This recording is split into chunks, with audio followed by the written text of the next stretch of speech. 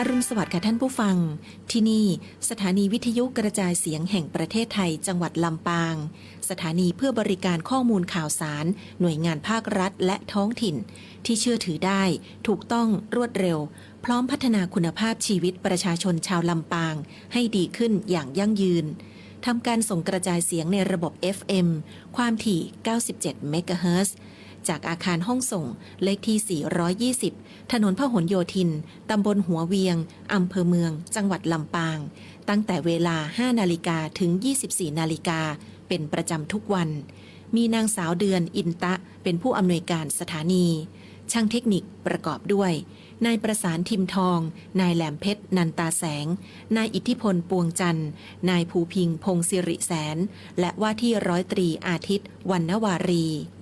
สำหรับผู้ประกาศประกอบด้วยนางกาญจนาอินทา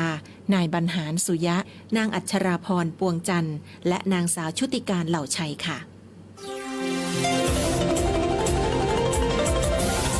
วิทยุแห่งประเทศไทยให้ความรู้คู่ความสุข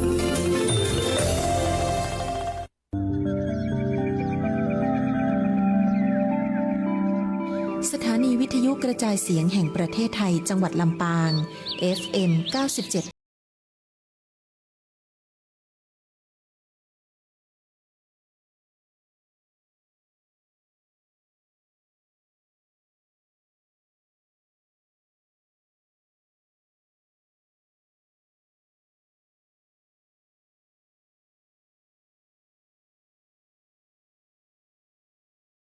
ปานาติปาตาเวรมณีอทินนาทานาเวรมณีกาเมมุสาสุราเม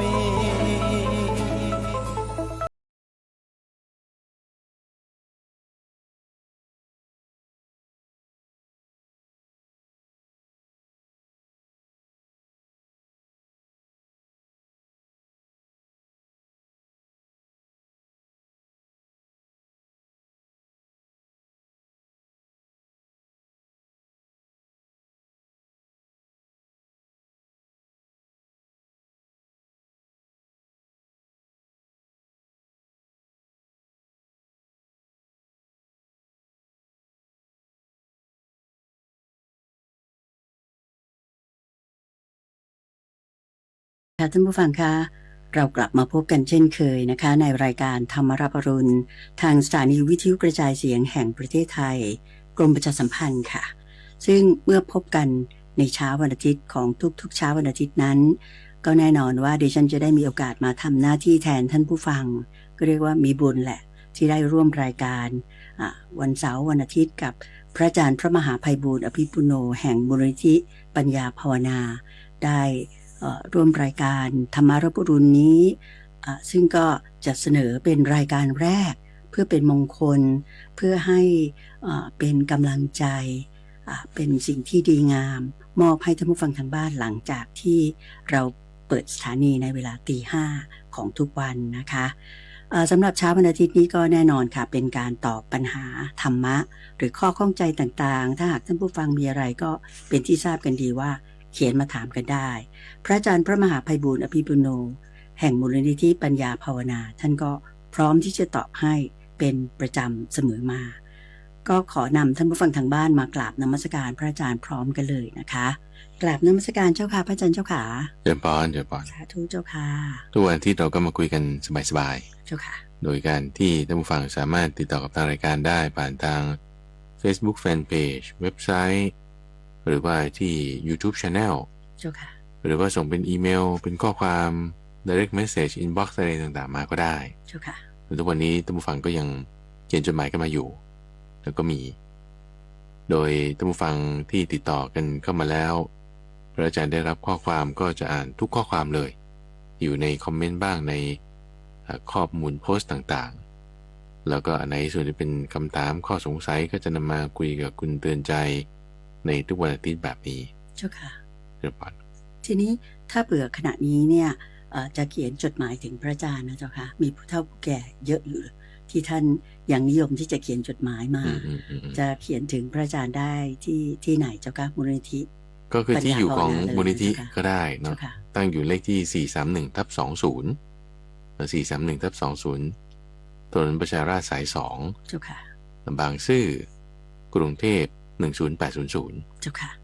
นี่คือที่ตั้งของมูลนิธิปัญญาภาวนาเจ้าค่ะหรือว่าจะส่งมาที่วัดบวรก็ได้เหมือนกันเจ้าค่ะเราเอาที่เดียวแล้วกันที่มูลนิธิปัญญาภาวนานั่นจะดีกว่าเนาะเจ้าค่ะแล้วก็ที่เว็บไซต์ก็ปัญญา .org panya.org เจ้าค่ะ panya.org เจ้าค่ะที่อยู่ก็คือ431/20ถนนประชาราษฎร์สาย2บางซื่อกรุงเทพ10800เจ้าค่ะจดหมายทุกฉบับที่ส่งมาข้อความทุกข้อความที่ส่งมาเนี่ยพระอาจารย์ได้รับเจ้าค่ะแล้วก็จะนำมาพูดคุยกับคุณเดินใจในทุกวันอาทิตย์แบบนี้เจ้าค่ะเรื่องที่จะถามก็เป็นเรื่องอะไรก็ได้เราจะเกี่ยวกับชีวิตประจำวันเกี่ยวกับพุทธประวัติ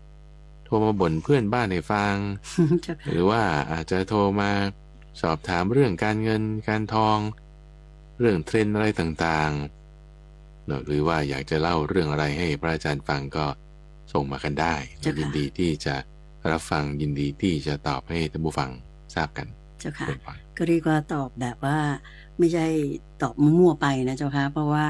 เราจะตอบแบบโดยฟังจากพระอาจารย์เนี่ยพระอาจารย์จะอิง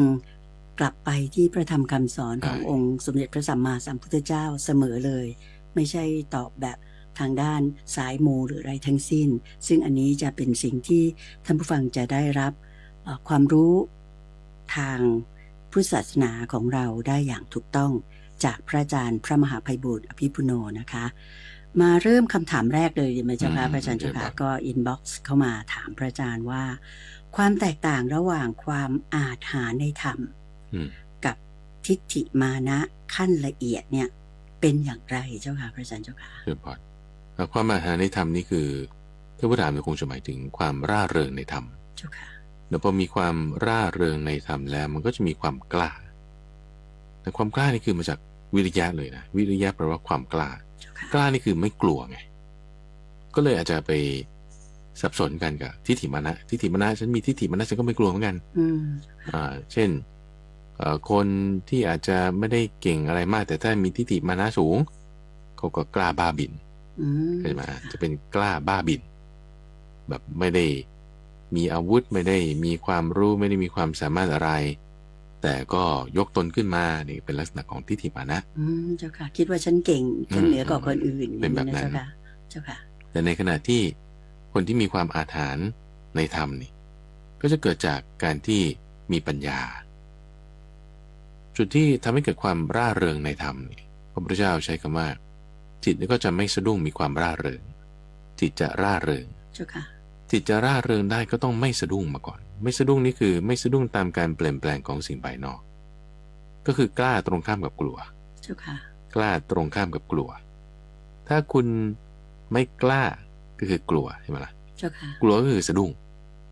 สะดุ้งตามการเปลี่ยนแปลงของสิ่งภายนอกเพราะฉะนั้นถ้าคุณไม่สะดุ้งคุณก็จะมีความร่าเริงมีความอาถรรพ์ใช่ไหมทำไมถึงจะไม่สะดุ้งคือไม่กลัวได้ก็ปล่อยวางไงที่สะดุ้งที่กลัวเนี่ยเพราะว่าเหวี่ยงหวั่นไหวสะดุ้งเปลี่ยนแปลงไปตามการเปลี่ยนแปลงของสิ่งภายนอกนั้น เจ้าค่ะ เช่นมีผัสสะที่เป็นที่ตั้งแห่งความสุขมากระทบหูเป็นเสียงโอ้สุขมากเลยสุขมากเลยก็ตามไปก็สะดุ้งแหละจิตสะดุ้งแหละ เจ้าค่ะ นี่คือกลัวความกลัวเกิดแต่ถ้าพอใจนะก็นั่นแหละพอใจแบบกลัวเป็นโมหะหรือถ้ามีภาษาอันเป็นที่ตั้งความไม่น่าพอใจมากระทบลิ้นอาหารไม่อร่อยของเหม็นทำไมเอาไม่กินกระทบเข้าไปแล้วไม่พอใจขยะแขยงเกลียดชังนี่คือสะดุ้งเหมือนกัน เจ้าค่ะ สะดุ้งก็คือกลัวไม่ได้ดีพอกลัวไม่ได้ดีมันก็เลยสะดุ้งไง เจ้าค่ะ พอกลัวว่าไม่ได้อย่างที่ต้องการ เจ้าค่ะ หรือกลัวแล้วก็จึงเกลียดแล้วก็จึงมีความเพลินมีความพอใจไปตามสิ่งต่างๆก็เป็นความสะดุ้งจะให้เห็นตามความเป็นจริงคือจะไม่กลัวนะจะไม่กลัวคุณก็ต้องเห็นตามความเป็นจริง เจ้าค่ะ เห็นตามความเป็นจริงว่าโอเคมันไม่มีอะไรไม่ได้ว่าจะให้เกิดสุขหรือทุกข์แม้แต่สุขที่เกิดขึ้นทุกข์ที่เกิดขึ้นเกิดมาเนี่ยมันเป็นของมีเงื่อนไขมีปัจจัยสุขจะเกิดได้ก็ต้องมีปัจจัยแห่งความสุข เจ้าค่ะ ทุกข์จะเกิดได้ก็ต้องมีปัจจัยแห่งความทุกข์สิ่งไหนที่อาศัยปัจจัยอาศัยเหตุอาศัยเงื่อนไขเอาสิ่งนั้นเป็นของที่ไม่ยั่งยืนเป็นของที่หาสาระแก่นสารไม่ได้ เจ้าค่ะ ถ้าเราเห็นด้วยปัญญาว่าสิ่งนี้เป็นของไม่ยั่งยืนหาสาระแก่นสารไม่ได้เพราะว่ามันไม่เที่ยงมันเปลี่ยนแปลงไปตามสิ่งอื่นหาสาระแก่นสารไม่ได้เราไม่ควรจะเอามาเป็นของเราแม้สุขนั้นก็ตามแม้ทุกข์นั้นก็ตามแม้ความกลัวนั้นก็ตาม ไม่ว่าสุขทุกข์หรือความกลัวความกล้าใดๆ ก็ตาม เจ้าค่ะ นะว่าเราจะเอามาเป็นสาระแก่นสารเพราะมันมีเงื่อนไขปัจจัยไม่เราไม่เอาหรอกเราไม่เอานี่คือเห็นด้วยปัญญาใช่ไหมเห็นด้วยปัญญาแล้วก็จะมีความไม่สะดุ้งมีความหน่ายคลายกำหนัดปล่อยวางได้ก็ไม่สะดุ้ง เจ้าค่ะ เอาไม่สะดุ้งก็มีความร่าเริงมีความร่าเริงเพราะฉะนั้นความร่าเริงอาถรรพ์ในธรรมมันต้องมีเหตุปัจจัยมาเป็นอย่างนี้ เจ้าค่ะ ถ้าสมมติว่าแบบข้ามขั้นตอนเลยอยู่ๆฉันก็กล้าขึ้นมาเลยก็เงี้ยบ้าบิน เจ้าค่ะ กล้าบ้าบิน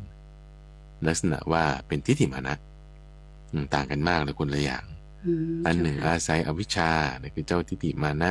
กล้าบ้าบินไม่รู้ไม่เข้าใจสถานการณ์ในขณะที่ความอาถรรพ์ร่าเริงในธรรมเข้าใจสิ่งต่างๆทั้งหมดมีเหตุเงื่อนไขปัจจัยตามแนวทางนี้เท่านั้นนะ เจ้าค่ะ คือเพราะว่าทางที่จะไปสู่มรรคมีทางเดียวคือทางมรรคแปดแต่คืออันนี้ต้องเป๊ะเลยคือ เจ้าค่ะ การจะให้เกิดปัญญาต้องโยนิโสมนสิการปัญญาเนี่ยไม่ใช่ว่าจะเกิดได้เองนะคุณใจ เจ้าค่ะ คือไม่ใช่ว่าอยู่ๆคุณทำสมาธิแล้วก็ฮาเลลูยาปัญญาเกิดมันไม่ใช่ เจ้าค่ะ เราไม่งั้นอรดาบทกลมโคอุทกะพุรามาบุตรเนี่ยโอ้สมาธิชั้นสูงลึกซึ้งกันมากก็ต้องบรรลุธรรมไปแล้วดิ เจ้าค่ะ แต่ก็ไม่ได้ไงไม่ได้สมาธิดีมากเลยขนาดว่านั่งอยู่ริมถนนรถเกวียน500 คันเล่นผ่านเนี่ย500 เล่มเนี่ยเล่นผ่านนี่ไม่รู้สึกตัวเลยขนาดทั้งที่ตัวเปื้อนไปด้วยฝุ่นทั้งหมดฝุ่นจากควันของเกวียนที่มันบดถนนนะ เจ้าค่ะ แต่ว่าไม่รู้สึกตัวเลยว่าสมาธิลึกมากแต่สมาธิลึกปานนั้นเนี่ยก็ไม่ได้ที่จะเห็นธรรมะเพราะว่าไม่ได้มีการโยนิโสมนสิการตามอริยสัจสี่เพราะฉะนั้นตามแนวคือต้องตามแนวนี้เท่านั้นคืออริยสัจสี่ เจ้าค่ะ แล้วคุณคิดใคร่ครวญโดยแยบคายจะถึงจะเรียกว่าเป็นการคิดใคร่ครวญโดยแยบคาย ตามแนวอริยสัจสี่ก็คือเห็นความเกิดขึ้นเห็นความดับไปอนิจจังทุกขังอนัตตาอย่างนี้ก็ได้ เจ้าค่ะ เหตุเกิดความดับของมันอย่างนี้นะแล้วไม่เที่ยงเป็นทุกข์เป็นอนัตตาไม่ควรยึดถือเป็นตัวตนปล่อยวางนี่ต้องตามแนวนี้เท่านั้นเลยแล้วก็จะทำให้เกิดปัญญาในที่นี้ก็คือปล่อยวางได้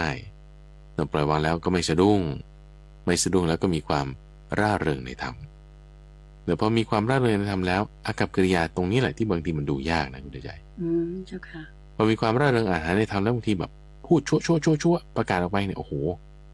บางทีฟังดูก็อย่างครูบาอาจารย์บางท่านเนี่ยเราจะเห็นนะท่านที่บรรลุธรรมแล้วเวลาท่านเทศน์เป็นแบบเป๊ะเลยชั่วออกมาเนี่ย เจ้าค่ะ พูดไม่ต้องเกรงใจใคร เจ้าค่ะ ขาวคือขาวดำเป็นดำอย่างเงี้ยนี่คือลักษณะที่ว่าอาหารร่าเริงในขณะที่ว่าถ้าจิตยังมีกิเลสอยู่สำหรับบางรูปบางคน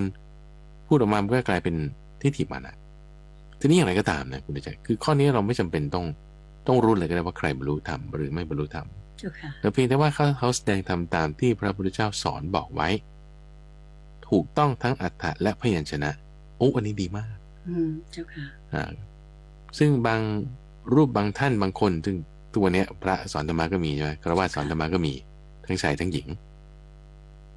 ในการบอกสอนธรรมะเนี่ยไม่ได้จำเป็นว่าคนสอนต้องบรรลุธรรมก็ได้แต่คือคนแรกที่สอนต้องบรรลุธรรมแน่คือพระพุทธเจ้าใช่ไหมแต่คนที่บอกตามและต่อจากนั้นเนี่ยก็ถ้าบอกตามสวากขาตธรรมก็ได้เหมือนกันก็มีเคสมากมายในสมัยพุทธกาลนะว่าอาจารย์ที่สอนธรรมะด้วยปาลีภาษาเราสอนให้ลูกศิษย์บรรลุธรรมก่อนอาจารย์มีมากเลยแต่ว่าสอนถูกไงสอนถูก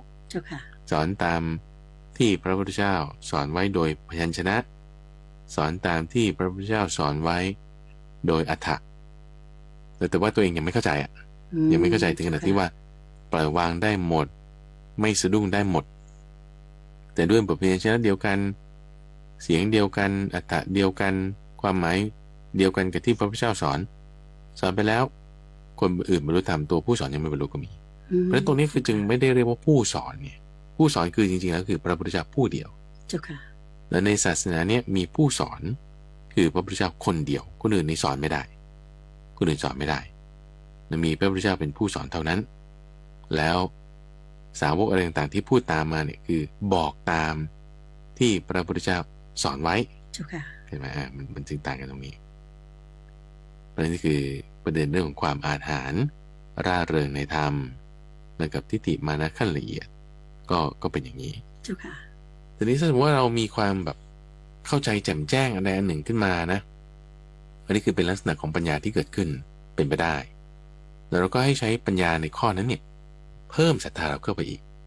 แล้วมันจะเป็นลักษณะของอินทรีย์เราจะมีความแก่กล้ามากขึ้นเจ้าค่ะเพราะว่าละเอียดแล้วก็ละเอียดอีกละเอียดแล้วก็ละเอียดอีกนะคือบางคนพอมีความเข้าใจในเรื่องธรรมะเสร็จปุ๊บโอ้ยธรรมะนี่เป็นอย่างนี้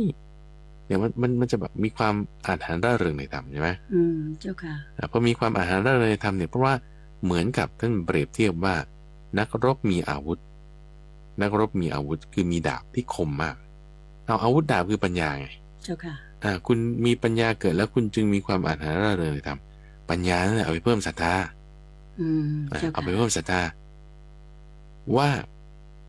ธรรมะอะไรที่เราเข้าใจก่อนได้เคยฟังมาก่อนหรือเคยอ่านมาก่อนหน้านี้เอาโตมันเป็นอย่างนี้นี่เองเหมือนนักรบเขาใช้อาวุธจนทั้งชำนาญเคยชินแล้วเขาจะมั่นใจในอาวุธของเขามากเพราะมันคมมากคมคือปัญญาใช่ไหมเจ้าค่ะมั่นใจคือศรัทธามั่นใจเสร็จแล้วทำไงทำให้มันละเอียดลงไปอีกก็เอาความมั่นใจเอาความอาถรรพ์ความร่าเริงมาทำให้เกิดศรัทธาแล้วพัฒนาต่อให้ละเอียดลงไปอีกเพราะฉะนั้นถ้าสมมติเราบอกว่าเรามีทิฏฐิมานะละเอียดไหมคุณเอาศรัทธาเข้ามาเลย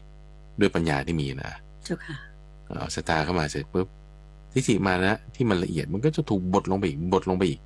ถูกขยี้ลงไปอีกใช่ไหมละเอียดแล้วก็ละเอียดอีกละเอียดแล้วก็ละเอียดอีกละเอียดจนไม่เหลืออะไร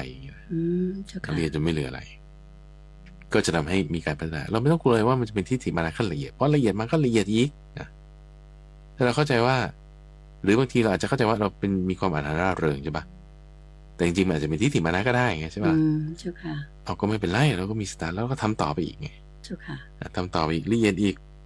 ทิฏฐิมานะก็ต้องถูกบดให้ละเอียดไปอีกมันก็จะลดลงไงลดลง เจ้าค่ะ เห็นปะ เจ้าค่ะก็เรียกว่าถ้าเผื่อว่า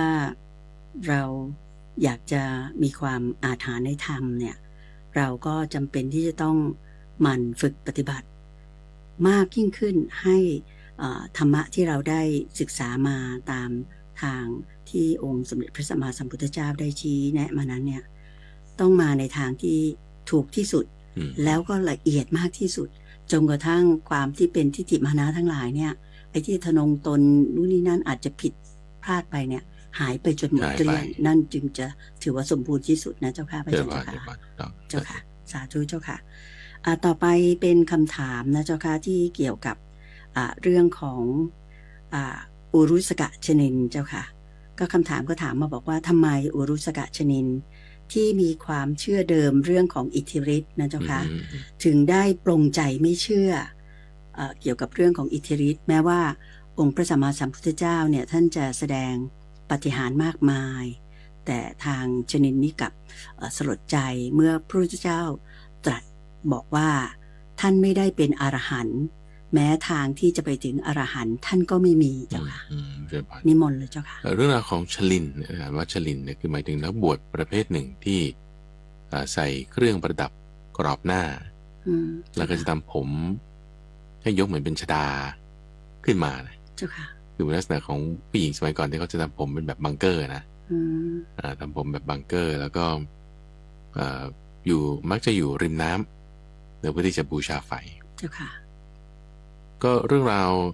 ที่จะปรากฏมีมาในพระไตรปิฎกก็คือส่วนที่พระพุทธเจ้าไปโปรดชลินสามพี่น้องนั่นคืออุรุเวลากัสสปะนาทีกัสสปะแล้วก็ขยากัสสปะคือเป็นสามพี่น้องที่เป็นนักบวชประเภทชลินอาศัยอยู่ที่บริเวณ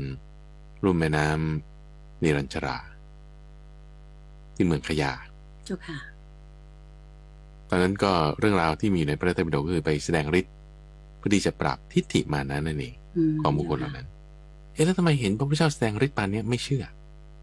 ฤทธิ์ที่ได้พูดถึงเนี่ยโอ้โหมหัศจรรย์พันลึกมากเลยยิ่งกว่าโมเสสแบกแม่น้ำคุณเดือดใจแบบน้ำนี่ไม่เปียกตรงที่พระพุทธเจ้ายืนอยู่เดินจงกรมอยู่เงี้ยนะแต่ตรงอื่นเปียกไปหมดฝนก็ตกตรงนั้นก็ไม่เปียกอย่างนี้เป็นต้นสามารถกำราบพญานาคได้ให้อยู่ในเงื้อมมือของท่านได้ไม่ถูกพิษของพญานาคทำร้ายเดินบนน้ำเดินบนอากาศอะไรเงี้ยทำได้หมดเจ้าค่ะทำไมไม่เชื่อทำไมไม่เห็นป่านนี้เพราะว่ามันมีมนต์ประเภทนี้คุณใจพระอาจารย์จำชื่อเป๊ะๆไม่ได้แต่เขาจะมีคำที่พระพุทธเจ้าเคยบอกอยู่ว่าทำไมพระองค์เนี่ยรู้สึกแบบสะอิดสะเอียนในอิทธิปาฏิหาริย์แล้วก็อาเทศนาปาฏิหาริย์แต่พอใจกับอนุสาสนีปาฏิหาริย์เพราะว่ามันมีพวกแบบนี้แหละที่คิดว่าอิทธิปาฏิหาริย์เนี่ยจริงๆไม่ได้เกิดจากอิทธิปาฏิหาริย์เราเป็นมายากลเฉยๆเจ้าค่ะคุณใจเคยเห็นที่เขาแสดงมายากลเดินบนน้ำได้เจ้าค่ะสมัยปัจจุบันเนี่ยนะ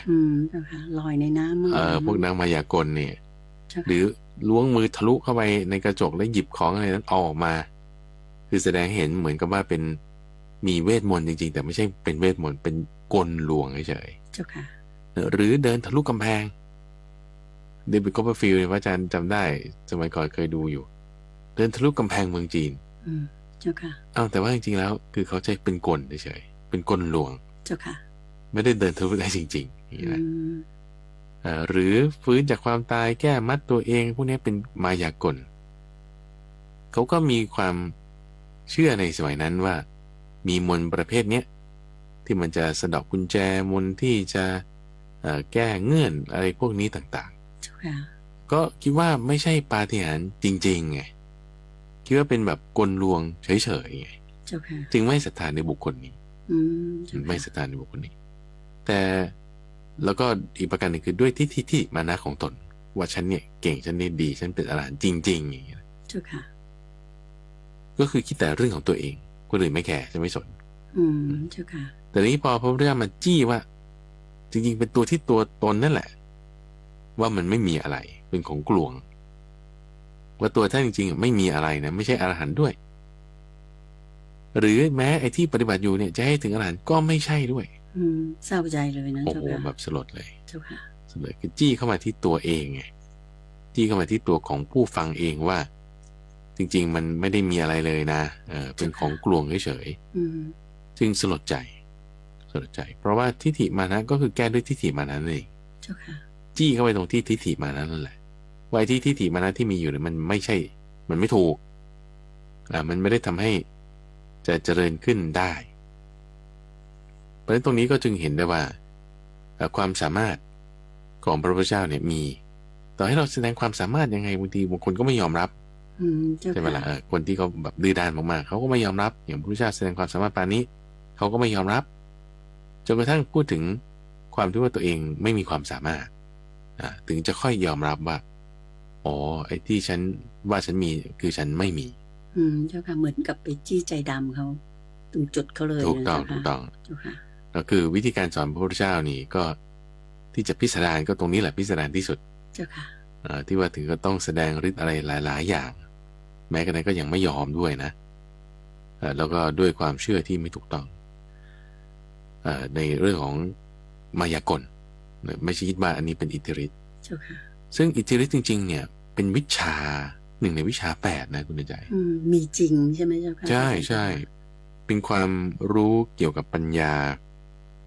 ที่ทำให้เหาะเหินเดินอากาศรู้วาระจิตคนรู้อดีตอนาคตพวกนี้เนี่ยเป็นวิชา8หนึ่งในวิชา8เจ้าค่ะแต่ทำไมพวกนี้พระพุทธเจ้าไม่สรรเสริญรู้สึกขยะแขยงเกลียดชังด้วยซ้ำก็เพราะว่ามีมายากลประเภทนี้ไงเจ้าค่ะมีมายากลที่ว่าจะคุณเลือกไพ่มาโอเคเก็บไว้นะเดี๋ยวฉันสลับนี่ถาม 3-4 คำนั้นรู้ว่าคุณเลือกไพ่แบบอะไรเจ้าค่ะโอ้ยอย่างนี้เบสิกไปคุณเซ็นในไพ่ด้วยอย่างเงี้ยเจ้าค่ะก็เป็นมายากล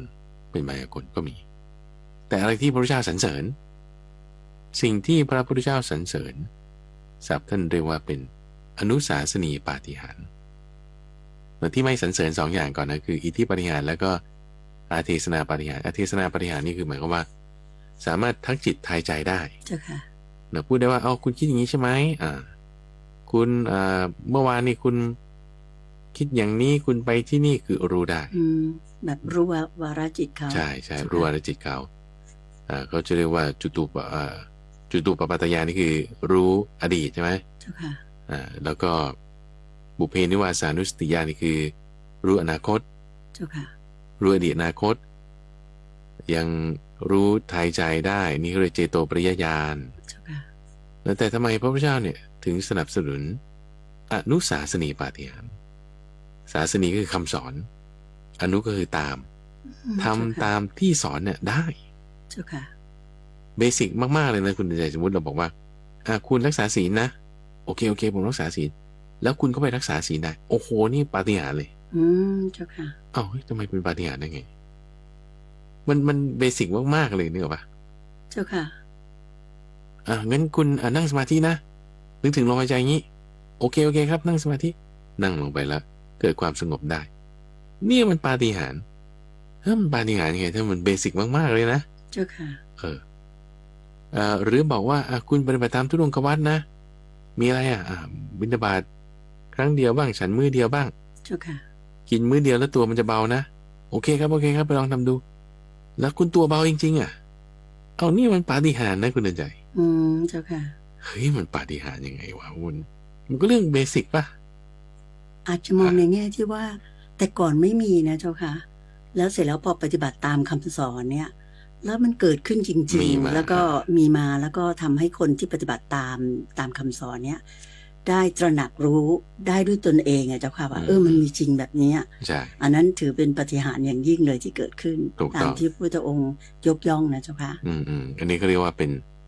อนุศาสนีปาฏิหาริย์เจ้าค่ะศาสนีก็คือคำสอนศาสนาอย่างนี้นะเจ้าค่ะอนุก็คือตาม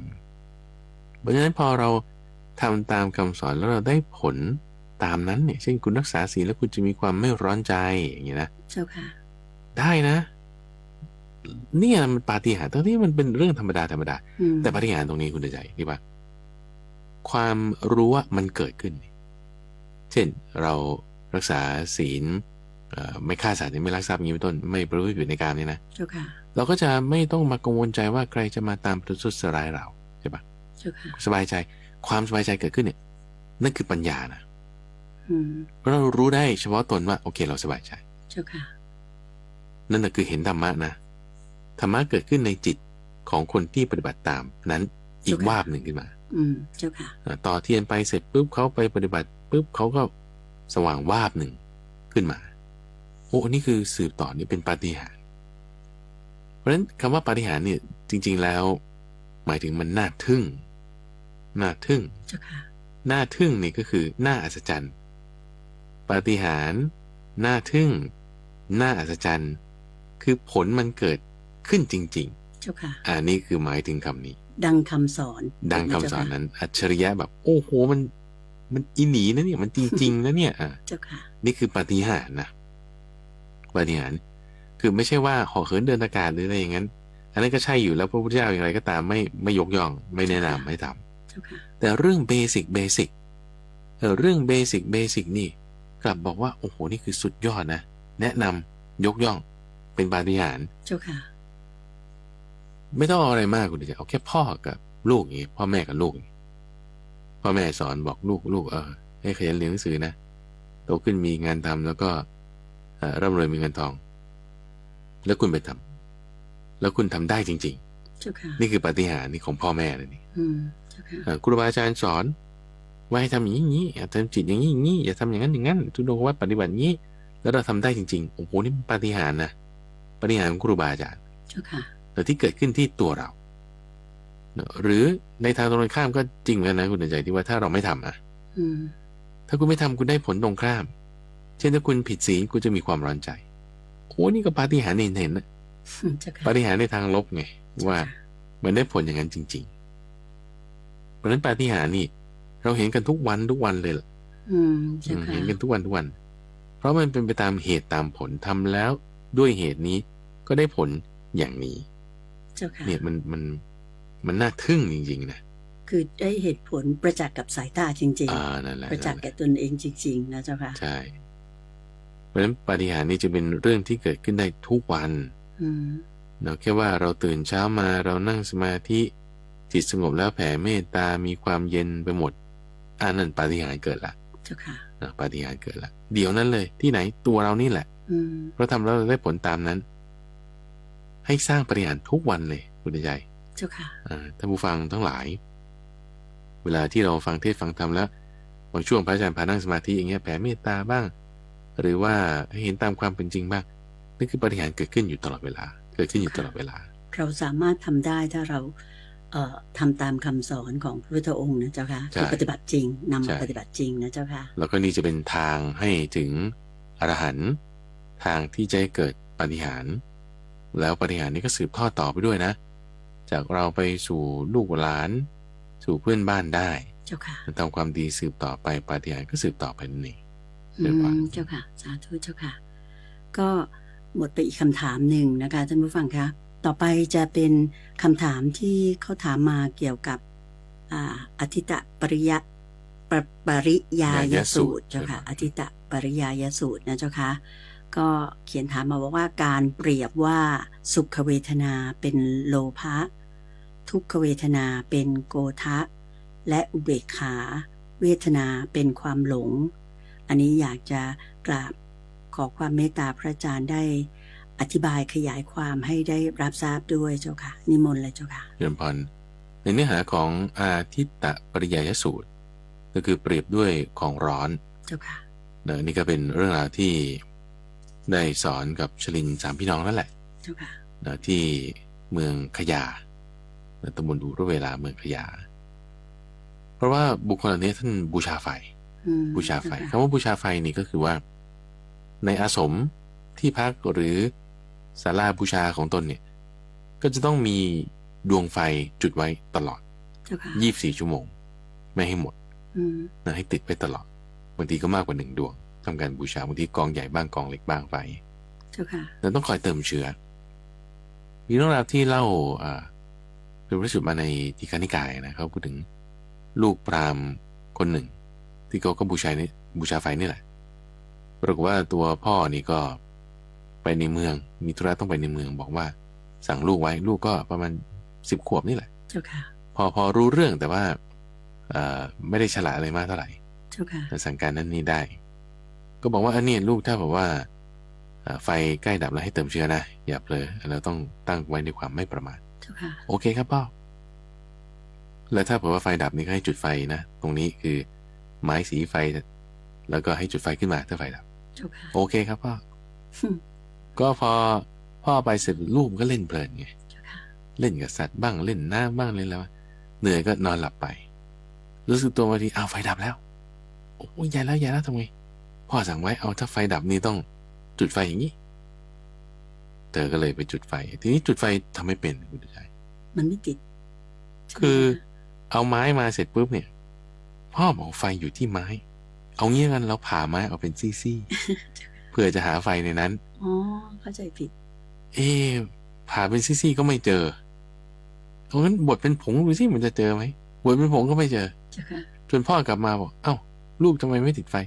ไฟดับครับพ่อเล่นเพลินแล้วที่จุดไฟอยู่ไหนอยู่นี่ครับผมผ่านแล้วมันไม่ติดเลยครับโอ้พรามก็เลยนึกขึ้นในใจบอกเด็กคนนี้ไม่แยบคายเนี่ยไม่ถูกวิธีก็จึงไม่ได้ไฟแต่ในที่ว่าไม้สีไฟอยู่ตรงนั้นก็คือเหมือนกับว่าคุณมีไม้ขีดหรือคุณมีไฟแช็กอยู่ในมือแต่คุณใช้ไม่เป็นน่ะไฟมันก็ไม่ติดเนี่ยใช่ไหมล่ะนี่คือพูดถึงว่าบริบทให้เข้าใจว่าเขาบูชาไฟกันปานนี้นะเขาต้องจุดไฟกันตลอดเวลาประเด็นก็คือว่าพอจุดไฟแล้วเป็นความร้อนเป็นอะไรที่พวกนี้เขาคุ้นเคยกันอยู่แล้วพระพุทธเจ้าเขาจึงพูดถึงว่าจริงๆกิเลสราคะโทสะโมหะมันร้อนมันร้อนกว่าอีกราคะโทสะโมหะเกิดจากอะไรเกิดจากผัสสะมีผัสสะเป็นแดนเกิดผัสสะคืออะไรผัสสะก็คือเสียงกระทบหูมีการรับรู้นั่นคือผัสสะที่เกิดจากเชื้อคือหูเสียงพอมีกลิ่นกระทบจมูกมีการรับรู้นั่นคือผัสสะคือความร้อนคือไฟที่เกิดจากเชื้อคือหูหมายถึงจมูกกระทบกลิ่น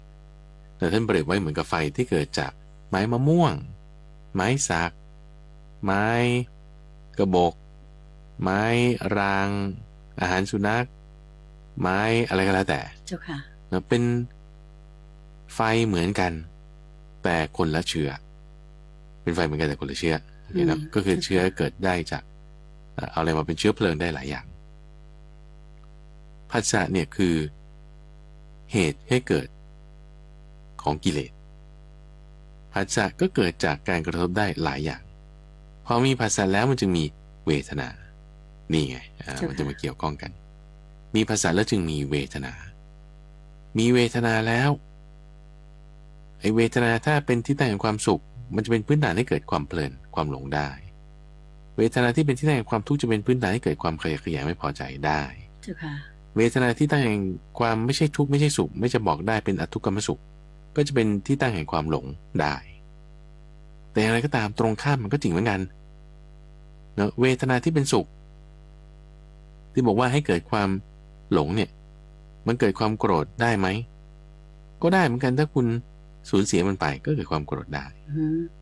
เสียความสุขไปเสียความสุขไปก็เกิดความโกรธได้ก็เป็นอาศัยสุขเวทนาแต่ไม่เกิดความไม่พอใจก็ได้เหมือนกันแต่ทีนี้เวลาท่านตรัสท่านพูดเนี่ยบางทีท่านก็พูดไม่เต็มพูดไม่ครบพูดแค่บางส่วนตามเวลาที่มีเพราะฉะนั้นความโลภความโกรธหรือความหลง3อย่างนี้เกิดได้จากทั้งสุขทุกข์และอทุกขมสุขได้หมดไม่สุขไม่ทุกข์ก็ได้ก็ได้ยังไงเอางี้ก่อนว่าเอาส่วนที่เป็นอกุศลก่อนที่เห็นได้ชัดเจนก่อนนะว่าสุขปุ๊บเราก็จะเพลินใช่ไหมเพลินลุ่มหลงพอใจอันนี้ราคะละโลภะละแต่ว่าถ้าเราจะสูญเสียความสุขนั้นสูญเสียความสุขนั้นมีความสุขเกิดขึ้นปุ๊บความสุขไม่มากเท่าเก่าความสุขไม่ดีเหมือนเก่าความสุขมันไม่เป็นไปแบบเดิมมันจะแต่ที่มันจะมีโลภะราคะใช่ไหมมันก็มีโทสะแทนทำไมจะไม่ได้ ม หรือได้ไม่เท่าเก่าทั้งที่สุขแล้วเนี่ย เจ้าค่ะ พวกใช้สารเสพติดเราจะเห็นได้ชัดเจนหรือพวกที่ติดอะไรสักอย่างหนึ่งแล้วก็ได้สุขไม่ได้เหมือนเดิม เจ้าค่ะ มันกลายเป็นมีทุกข์มาปนด้วย อืม นี่ได้ หรือถัดมาคือทุกข์ใช่ไหมทุกขเวทนาทุกขเวทนาเนี่ยเป็นที่ตั้งแห่งความไม่น่าพอใจอยู่แล้วอันนี้เราเข้าใจพอทุกขเวทนาเป็นที่ตั้งแห่งเป็นความไม่น่าพอใจคือในที่นี้คือโทสะ เจ้าค่ะ แต่บางทีมันก็เป็นที่ตั้งแห่งราคะได้นะตรงที่ว่าเวลาเราอยากได้ไม่ทุกข์ทุกขเวทนามีอยู่ใช่ไหม เจ้าค่ะ อยากที่จะให้ทุกข์เนี่ยมันหายไปนั่นราคะเลยโลภะเลยคุณอยากที่จะให้ความทุกข์เนี่ยหายไป อยากไม่ทุกข์ อยากไม่ทุกข์ไง เจ้าค่ะ อยากถูกหวยอย่างเงี้ยทั้งที่จนมาก เจ้าค่ะ ๆอยากถูกหวยแต่ไอ้ภาษานั้นยังไม่เกิดขึ้น เจ้าค่ะ ใช่ไหมแต่มีความทุกข์อยู่เราก็คิดไปปรุงแต่งไปเป็นแบบนั้นได้ เจ้าค่ะ ทุกขมสุขนี่ก็จะชัดเจนตรงที่ว่าความรู้สึกที่ไม่ได้จะบอกได้ว่าสุขหรือไม่ได้จะบอกได้ว่าทุกข์ เจ้าค่ะ ความรู้สึกที่เป็นแบบนี้เรียกว่าอทุกขมสุขแต่ที่จะละเอียดไปกว่าอทุกขมสุขก็คืออุเบกขาโมหะเกิดขึ้นตรงไหนโมหะเกิดขึ้นตรงที่ว่าในความรู้สึกประเภทนี้ถ้าสมมุติเราไม่รู้เหตุเกิดไม่รู้ความดับไม่รู้ตัวมันไม่เข้าใจว่าจะดับยังไงก็แต่ไม่เกิดความไม่รู้นั่นคือเป็นโมหะ เจ้า ควา ค่ะ มไม่รู้นั่นคือโมหะแต่ถ้าเรารู้ว่าโอเคเหตุเกิดมันเป็นอย่างนี้มีผัสสะจึงมีเวทนาความดับของมันคือถ้าผัสสะดับเวทนาก็ดับวิธีการจะทำงานได้ก็คือตามมรรคแปดโอเคเข้าใจละความรู้เนี่ยคือวิชชาโมหะก็ดับไป เจ้าค่ะ มีปัญญาแล้ว ใช่ใช่เพราะฉะนั้นสุขทุกข์หรืออุเบกขาต่างก็ให้เกิดราคะโทสะโมหะได้ทั้งหมด เจ้าค่ะ แล้วก็จะเป็น9อย่างเลยทีเดียวในบางนิยามนี่ก็จะพูดถึงว่า5อย่างในแต่ละเวทนาด้วยนะ เจ้าค่ะ สุขอาศัยเย่าเรือนสุขไม่อาศัยเย่าเรือนทุกข์อาศัยเย่าเรือนทุกข์ไม่อาศัยเย่าเรือนแล้วก็อุเบกขาอย่างนี้ก็มี เจ้าค่ะ แล้วก็จึงทั้งหมดเนี่ยเป็นของร้อนคำว่าเป็นของร้อนเพราะมันต้องมีเหตุเงื่อนไขปัจจัยมากระทบกันเหมือนเสียดสีไม้ด้วยหิน เจ้าค่ะ เสียดสีกันแล้วก็จะร้อนขึ้นมีประกายเพลิงมีเปลวไฟเกิดขึ้นก็หมายความว่ามันไม่เที่ยงทั้งหมดเลย เจ้าค่ะ ราคะก็ไม่เที่ยงโทสะก็ไม่เที่ยงโมหะก็ไม่เที่ยงสุขเวทนาก็ไม่เที่ยงทุกขเวทนาก็ไม่เที่ยงทุกขมสุขเวทนาก็ไม่เที่ยงมันจึงร้อน เจ้าค่ะ มันจึงร้อนพอร้อนแล้วก็อย่าเอาของร้อนก็อย่าเอาของร้อนคือปล่อยวางความยึดถือในสิ่งที่เป็นโมหะสิ่งที่เป็นไม่เที่ยงเหล่านั้นเสีย เจ้า นี่ ค่ะ ก็จะเหมือนมีไฟอยู่แต่ว่าไม่เติมเชื้อ มีเชื้อเพลิงอยู่แต่ไม่เสียดสีกันเปลวไฟก็ดับไป เจ้าค่ะ แต่ความรุ่มร้อนก็ดับไปนั่นเอง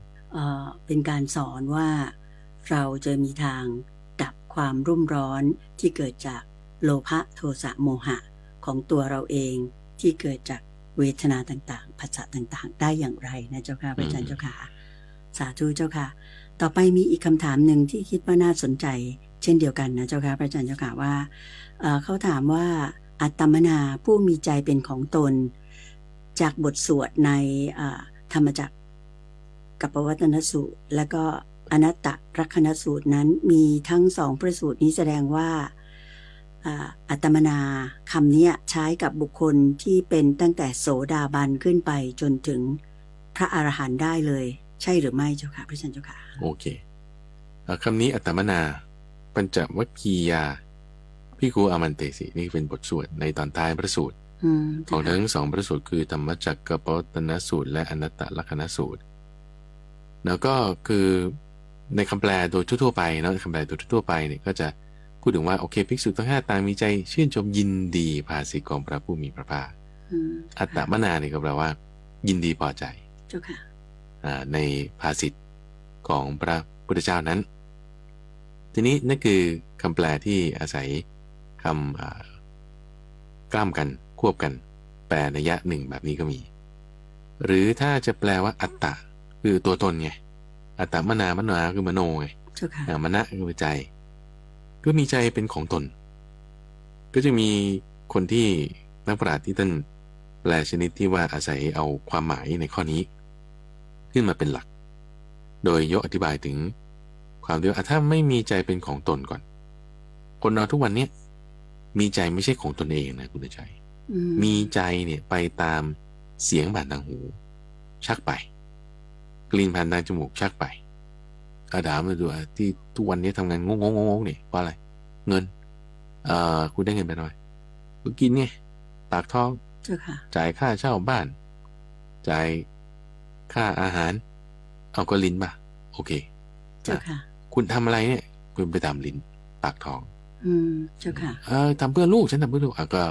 หูเสียงตารูปไงคุณเห็นลูกคุณเห็นอะไรก็ทำตามเหล่านั้นไปเจ้าค่ะจิตใจของแม่ก็ไปตามลูกจิตใจของพ่อหรือจิตใจของคู่ครองก็ไปตามกับคู่ครองอีกคนหนึ่งเพราะฉะนั้นเราทำอะไรบางทีเราก็มี motivation เนี่ยคือหมายถึงการจูงใจมีแรงจูงใจไปจากคนโน้นจากคนนั้นนี่นะจากผู้นำจากเพื่อนบ้านหรือจากใครก็ตามที่ทำให้เราต้องทำอย่างนี้ซึ่งบางทีเพื่อนบ้านไม่ดีฉันไม่ชอบมันฉันก็เลยทำอย่างนี้ที่คุณทำอย่างนี้เพราะว่าเขาขับดันคุณไงด้วยความไม่ชอบทำไมคุณต้องด่าเขาทำไมคุณต้องทำอย่างนี้ก็เขาขับดันไงจิตของคุณเองที่ขยับปากเนี่ยไม่ได้เป็นตัวของคุณเองแต่เป็นอะไรเป็นของเพื่อนบ้านเป็นของพ่อแม่เป็นของลูกเป็นของใครก็ตาม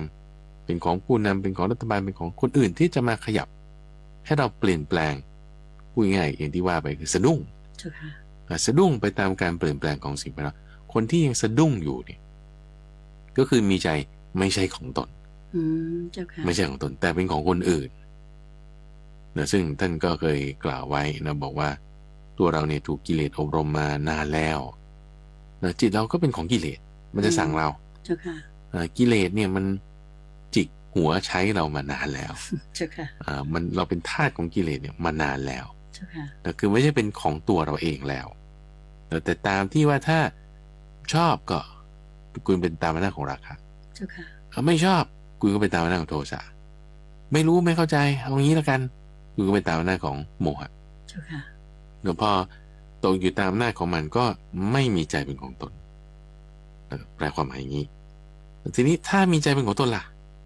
เอางั้นก็ไม่ตกตามราคะโทสะโมหะไม่ตกตามนั้นหมายถึงจะมีใครมาให้เราสะดุ้งเปลี่ยนแปลงไปตามชอบใจราคะไม่ชอบใจโทสะไม่ได้ละไม่ได้ละเจ้าค่ะเพราะฉะนั้นที่นี้ก็คือต้องไม่มีกิเลสแล้วเลยซึ่งไอ้ความมีตรงนี้บางทีมันอาจจะกลับกำเริบหรืออาจจะไม่กลับกำเริบก็ได้นะเจ้าค่ะเพราะฉะนั้นถ้าจะพูดก็คือได้ตั้งแต่โสดาบันขึ้นไปเพราะโสดาบันเนี่ยกิเลสยังไม่หมดแต่คำนี้ในท้ายพระสูตรของธรรมจักรกับปวัตตนสูตรก็มีเราก็แสดงว่าหมายความว่าภิกษุทั้ง5นั้นแหละก็เป็นโสดาบันไงโสดาบันรูปเดียวอย่างนี้นะเพราะฉะนั้นคำที่ว่าอัตตมนานี่มีใจเป็นของตนก็ได้พระอาจารย์ตีความนั้นหลวมๆก็คือว่าตั้งแต่โสดาบันขึ้นไปทีนี้ครูอาจารย์บางท่านอาจจะแบบต้องเป๊ะว่าต้องไม่มีราคะโทสะโมหะชนิดที่จะกลับกำเริบได้อีกเลยต้องไม่มีเลยก็จะหมายถึงอรหันต์ขั้นสุดท้ายไปเลยทีนี้ลักษณะการที่มีใจเป็นของตนที่ว่ามีใจเป็นของตนก็คือไม่ได้เป็นของกิเลสไม่ใช่ว่าเป็นของตนแล้วก็คือเราอยากจะทำอะไรก็ทำไม่แคร์ใครไม่ต้องสนใจใครไม่ใช่อย่างนั้นไม่ใช่ความหมายนั้นเพราะฉะนั้นก็จะเป็นลักษณะของโมหะด้วยซ้ำแต่ไม่สะดุ้งไปตามกิเลสนั่นเองตามการเปลี่ยนแปลงของสิ่งภายนอกให้เราชอบใจหรือไม่ชอบใจนั่นคือมีใจเป็นของตนคำนี้ก็จะหมายความว่าอย่างนี้แล้วก็ในอนัตตลักษณสูตรนี้ในคำสุดท้ายอธิบายไว้เนี่ยก็ภิกษุทั้ง5นั้นได้บรรลุเป็นพระอรหันต์ทั้งหมดบรรลุเป็นพระอรหันต์ทั้งหมดก็คือกิเลสนี้ไม่กลับกำเริบเลยมีอาสวะสิ้นแล้วในกระบวนการที่ท่านทำในอนัตตลักษณสูตรก็คือการเห็นความไม่เที่ยงก็เห็นความที่ไม่ใช่ตัวตนนั่นเอง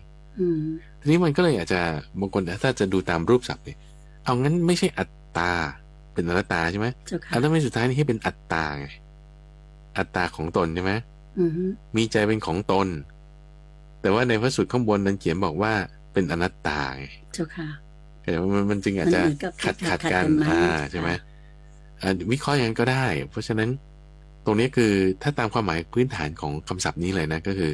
ชื่นชมยินดีภาษิตของพระพุทธเจ้า เจ้าค่ะ แค่นี้ เจ้าค่ะ ทีนี้รูปศัพท์ดูแล้วมันจะเหมือนเป็น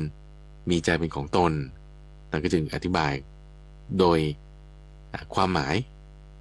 นะความหมายคืออัฏฐะ เจ้าค่ะ เราไม่ใช่บทเพลงชนะ ก็จึงต้องเป็นแบบนี้ บทเพลงชนะจะดูขัดกันแต่ในยะความหมายแล้วจะไม่ขัดกันนั่นเอง เจ้าค่ะ เดี๋ยวก่อน สาธุเจ้าค่ะ ค่ะท่านผู้ฟังคะวันนี้ในรายการธรรมรับอรุณทางสถานีวิทยุกระจายเสียงแห่งประเทศไทย เราก็ได้รับฟังพระอาจารย์พระมหาไพบูลย์อภิปุโน แห่งมูลนิธิปัญญาภาวนาท่านได้มาตอบปัญหาทางด้านธรรมะ ซึ่งมีท่านผู้ฟังอินบ็อกซ์ถามเข้ามานะคะดิฉันก็เชื่อมั่นว่าท่านผู้ฟังทางบ้านที่รับฟังมาโดยตลอดนั้นเนี่ยก็ต้องได้แง่คิดความรู้ในธรรมะดีๆหลายประการทีเดียวที่เราสามารถที่จะมาปรับใช้กับตัวของเราเองได้นะคะสุดท้ายโยมอยากจะขอความเมตตาพระอาจารย์ว่าจากที่พระอาจารย์ได้ตอบมาทั้งหมดเนี่ยนะเจ้าค่ะโดยเฉพาะอย่างยิ่งในข้อสุดท้ายในเรื่องของการที่ว่าเกี่ยวกับตัวตนของเราเจ้าค่ะที่ว่าเราจะไม่ยอมให้ผัสสะทั้งหลายหรือว่าโลภะโทสะโมหะเนี่ยเข้ามาทำร้ายเราได้หมายถึงว่าเราจะวางอุเบกขาได้เลยเนี่ยถ้าในชีวิตทุกวันเนี่ยเจ้าค่ะที่คนสังคมก็วุ่นวายเศรษฐกิจก็ค่อนข้างจะลำบากอะไรอย่างเงี้ยเจ้าค่ะวุ่นวายไปทั้งโลกเนี่ยเราควรจะทำตัวทำใจเราอย่างไรดีเจ้าค่ะส่งท้ายวันนี้นิดนึงเจ้าค่ะนิมนต์เจ้าค่ะเดือนบอลอันหนึ่งที่จะให้เรามีความอยู่เป็นปกติสุขได้นะเจ้าค่ะคือถ้าเราจะใช้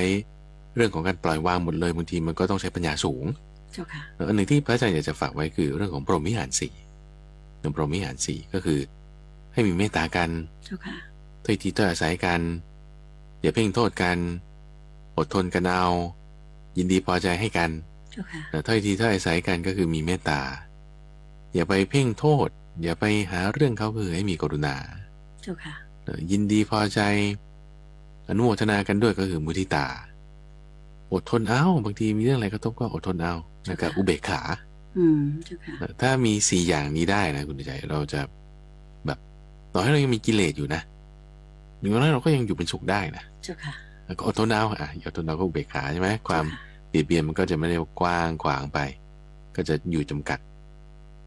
ถ้อยทีถ้อยอาศัยกันเราช่วยเหลือกันก็มีเมตตากันอย่างนี้เจ้าค่ะแล้วก็อย่าไปเพ่งโทษคำว่าเมตตานี่คือเราควรทำชนิดที่แบบว่าไม่มีประมาณคือที่จะว่านี่เป็นลักษณะของทางจิตไงมันไม่ได้เหมือนเป็นสิ่งของเก้าของบางทีให้ไปแล้วก็หมดแต่ว่าจิตเราให้มีเมตตาตลอดให้มีกรุณามุทิตาแล้วก็อุเบกขาไปตลอดจิตเราก็จะไม่แห้งผากคือลองคิดดูสมมติว่าเราจะเมตตาใครสักคนหนึ่งตัวโอ้คนนี้ทำเราหนักมากเลยโอ้ใช่เจ้าค่ะนั่นนี่โน่นนั่นนี่โน่นทำใจยากไหมนั่นน่ะเหนียวแล้วเหนียวคือมันแห้งผากไปหน่อยหนึ่งเจ้าค่ะทั้งนั้นทำไงโอ้ยเว้นคนนี้ไปไม่ได้งั้นอุเบกขาแล้วกันอุเบกขาคือเบรกจิตไม่ให้มันไปทางต่ำไปมากกว่านี้เจ้าค่ะก็อย่าคิดอาฆาตพยาบาทเขาถ้าจะคิดอาฆาตพยาบาทแล้วมันจะไม่ไปทางกรุณาอดทนเอาอย่าคิดอาฆาตพยาบาทเบรกจิตของตัวเราเองเบรกจิตก็คือแทนที่ว่าจะไปคิดเรื่องไม่ดีของเขาใช่ปะเอางั้นเราไปคิดเรื่องอื่นที่ว่าเราจะอยู่เฉยนิ่งอยู่ได้เบรกจิตก็การเบรกจิตตรงนี้ของพระอาจารย์นี่ก็คือเราไม่ต้องไปสนใจคนนั้นเลยอย่างนี้ดีกว่าไหมเจ้าค่ะใช่ถูกต้องอุเบกขาเจ้าค่ะเพื่อให้เกิดอุเบกขาอุเบกขาคือความวางเฉยที่เราจะไม่สนใจไม่ใส่ใจในสิ่งนั้นแต่ซึ่งก็อย่าไปสับสนกับความที่บอกว่าไม่แยแสไม่รับผิดชอบการงานคนละอย่างกันคือมีครูบาอาจารย์เคยยกตัวอย่างเอาไว้อย่างเช่นว่าฝนตกแล้วตากผ้าข้างนอกผ้าเปียกอย่างเงี้ยอุเบกขาไม่ออกไปเก็บเอาคนละเรื่องกันนะเนี่ยคนละความหมายคนละอย่างกันคนละความหมายกันแล้วก็ใช้ผิดด้วยนั่นคือโมหะต่างหากขี้เกียจนะขี้เกียจไม่ใช่อุเบกขา ความละเอียดรอบคอบรัดกุมของพระพุทธเจ้ามีมากแต่บางทีเราไปกิเลสเนี่ยมันสุดโต่งสองข้างแหละไม่ข้างนี้ก็ข้างโน้นแต่คำสอนพระพุทธเจ้ามันกลางๆทางสายกลางแต่ทางสายกลางไม่ใช่ว่าทำพอประมาณไม่ใช่นะคือไม่ใช่ว่าทำบ้างไม่ทำบ้างไม่ใช่นะแต่ทางสายกลางคือทำเต็มที่ในทางที่ถูกต้องเป็นทางที่สามขึ้นมาเพราะฉะนั้นพอเราเข้าใจเจริญอิทธิบาทสี่ก็ไปเจริญพรหมวิหารสี่แต่พอเราเจริญพรหมวิหารสี่อยู่เรื่อยๆเนี่ยนะสิ่งที่เกิดขึ้นก็คือว่าเราจะอยู่อย่างผาสุกในปัจจุบันไปที่ไหนก็จะไม่คลั่นคล้ามเวลาเราทำอะไรก็จะมีคนช่วยเหลือทำไมถึงมีคนช่วยเหลือราบรื่นเพราะว่าเรามีเมตตาไงหรือเวลาเราเจอในกรุณาเนี่ยมันจะอุปสรรคอะไรต่างๆเนี่ยมันจะแบบทำอะไรอันตรายไม่ได้มีอุปสรรคอยู่ก็จริงมีโรคภัยแค่เจ็บอยู่ก็จริงบางทีแต่ก็หายได้ผ่านพ้นไปได้คลี่คลายไปได้แล้วพอเราสำเร็จอะไรก็ตามนะมันจะไม่มีคนมาอิจฉาริษยาเราเพราะอะไรเพราะคุณมีมุทิตาไงคุณยินดีพอใจกับคนอื่นที่เขาได้ดีพอถึงเวลาเราได้ดีบ้างคนอื่นเขาก็ด้วยกรรมนี้ก็ยินดีพอใจกันเขาก็ยินดีกับเราด้วยใช่ใช่แล้วก็ศัตรูมันก็จะไม่เป็นศัตรูแต่คนที่เขาไม่ชอบเราก็มีแน่แหละใช่ไหมล่ะเขาก็จะไม่เป็นศัตรูกันไปเพราะเรามีอุเบกขาพอมีอุเบกขาปุ๊บมีความอดทนปุ๊บเขาทำให้เรา 2-3 ครั้ง 4-5 ครั้งเราไม่ตอบโต้เราอุเบกขาได้ศัตรูก็เปลี่ยนเป็นมิตรได้มันก็จะคลายความหนักหน่วงลงไปได้แต่ในชีวิตก็จะราบรื่นขึ้นเพราะฉะนั้นนี่ก็เป็นข้อที่อยากจะฝากให้ท่านผู้ฟังเนี่ยฝึกเจริญพรหมวิหารสี่แล้วก็อย่าไปหยุดอยู่แค่นั้นพรหมวิหารสี่เนี่ยมันมีทางไปต่อให้ถึงนิพพานได้แล้วพอเราเห็นพรหมวิหารสี่ทำจิตให้สงบแล้วเห็นความไม่เที่ยงด้วยแล้วความไม่เที่ยงในสิ่งต่างๆอย่าให้จิตคล้องอยู่ในปรหมโลกแต่ผ่านเป็นทางผ่านเฉยๆสมาธิก็เหมือนกันแหละสมาธิก็ถ้าเราคล้องอยู่ในสมาธิคุณติดในสมาธิมันก็ไปไม่ได้ก็ให้เป็นสมาธิเป็นแค่ทางผ่านเฉยๆพรหมวิหารสี่ก็เป็นทางผ่านเฉยๆไปไหนประกอบด้วยปัญญาแล้วไปนิพพานได้ไปนิพพานได้นั่นเองเพราะนั้นก็คิดว่าในข้อมูลเรื่องพวกนี้ท่านผู้ฟังฝึกทำเอาในรายการของเราเนี่ยก็จะมีการฝึกทำอยู่เป็นประจำอยู่แล้วโดยถ้าสมมุติว่าเราจะเอาการนำไปใช้งานในชีวิตประจำวันอันนี้พระอาจารย์จะนำมาพูดในทุกวันจันทร์ช่วงของสมการชีวิตทุกวันจันทร์หรือว่าถ้าฝึกปฏิบัติชนิดที่เป็นรูปแบบนั่งสมาธิในรูปแบบต่างๆไม่ว่าจะดูลมหายใจบ้างนึกพุทโธบ้างพิจารณากายบ้างเห็นความเป็นปฏิกูลบ้างนี่คือช่วงของจิตวิเวกทุกวันอังคารเวลาเดียวกันหรือถ้าจะยกเอาหัวข้อแม่บทบางทีวิเคราะห์บาลีศัพท์บ้างบางทียกตัวอย่างเคสนั้นเคสนี้มาอธิบายนี่คือช่วงวันพุธในใต้ร่มโพธิบทแล้วก็จะเน้นมาเรื่องหัวข้อแม่บทเช่นสัพพุริสธรรมเช่นอิทธิบาทโพชฌงค์พวกนี้มงคลชีวิตอย่างนี้นะเป็นต้นนะแล้วก็ถ้าฟังพระสูตรเรื่องราวนั้นนี้โน้นก็จะเป็นกลางพระสูตรนั่นคือวันพฤหัสส่วนวันศุกร์ก็เป็นเรื่องของการเล่านิทานวันอาทิตย์อย่างนี้ก็ตอบคำถามเช่นบอลวันเสาร์ก็เป็นเรื่องของพระไตรปิฎกใช่เจ้าค่ะเวลาหมดแล้วนะคะก็เลยคิดว่าคงจะต้องขอนำท่านผู้ฟังทางบ้านทุกท่านกราบขอบพระคุณและกราบนมัสการลาพระอาจารย์พระมหาไพบูลย์อภิปุโนแห่งมูลนิธิปัญญาภาวนาด้วยเวลาเพียงแค่นี้จนกว่าจะพบกันใหม่ในสัปดาห์หน้าสำหรับการตอบปัญหาค่ะกราบขอบพระคุณและกราบนมัสการลาเจ้าค่ะพระอาจารย์เจ้าค่ะเจริญพรสาธุเจ้าค่ะ